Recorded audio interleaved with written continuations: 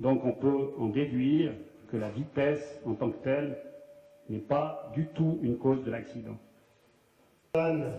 Toutes ces démarches sont une véritable exception. J'ai entendu dans toutes sortes de médias que l'accident pourrait être dû à une manipulation d'un DVD.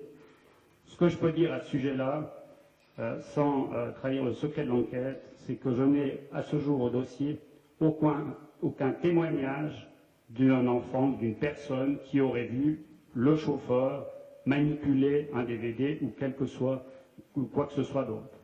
Une classe d'enfants du village est arrivée avec des bougies et a été applaudie par les parents des familles des victimes. Il n'y a pas d'implication d'un véhicule tiers dans le cadre de cet accident. Nous annonçons aussi, dans ce contexte dramatique, quand même des bonnes nouvelles par rapport aux enfants blessés. Deux hypothèses demeurent et sont privilégiées, toujours les mêmes. Cause technique liée à une défectuosité du véhicule, l'expertise le dira.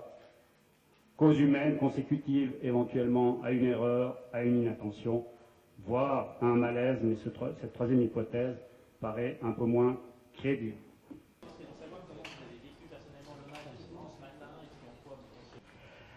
Aujourd'hui, au moment où je vous parle, je suis en mesure de vous dire que l'ensemble des enfants qui étaient dans les hôpitaux valaisans ont été transférés en Belgique. Les transferts se sont faits aujourd'hui de manière échelonnée, avec évidemment le grand soutien de la Riga. Il s'agissait pour nous d'assurer des transferts médicalisés, parce que la plupart de ces enfants devaient encore, bien sûr, rester couchés. Ils étaient drainés, ils sont plâtrés. Il fallait bien sûr s'assurer que ce transfert se passe dans les meilleures conditions sanitaires et médicales.